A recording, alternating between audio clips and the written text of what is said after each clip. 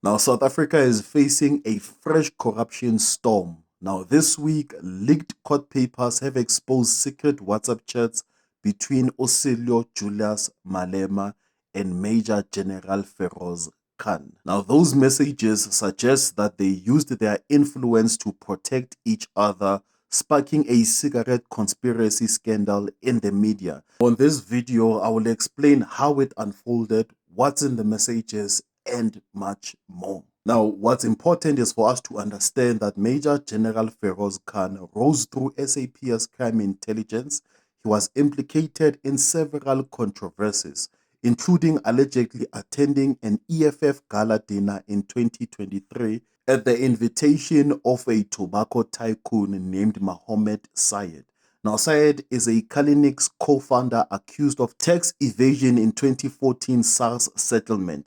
Now, the EFF, Julius Malema, is a firebrand opposition leader with a history of clashing with both the police and the ANC. Now, he has publicly said that Khan is an old ANC comrade and denies any wrongdoings. However, now there's evidence suggesting a behind-the-scenes alliance, the so-called cigarette conspiracy linking tobacco money, police intel, and politics. So on the 10th of May 2026, the SAPS raided Khan's home on charge of dealing in illicit precious metals. They seized his phone and computers, and Khan immediately sought to block any forensic analysis of those devices. Now, warning of national security risk. Now, by late May, the court ruled that the Madlanga Commission, which is appointed to probe state capture and corruption, could have that data. Khan eventually withdrew his appeal on the 8th of June 2026,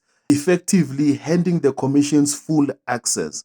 The data arrived on encrypted drives by the 1st of June. Within days, investigative journalists accessed court filings and began publishing the startling contents of Khan's WhatsApp chats on the 9th of June. Now, those leaked chats reveal that during the COVID-19 pandemic, Khan and Syed coordinated lucrative deals. In one exchange, Khan urges Syed to provide masks and pricing for a proposed SAPS branded contract, which this was a police-related tender for protective gear was in play.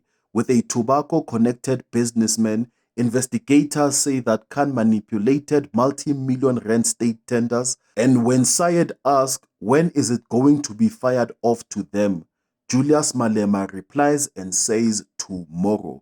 This refers to the parliamentary questions planned for then Police Minister Ubheki Cele, according to News 24. Now, the question concerned Cele's alleged ties to convicted drug dealer Utimi Marimutu, a probe Khan had an interest in. Now, in short, Khan appears to have ghost-written political attacks via the EFF.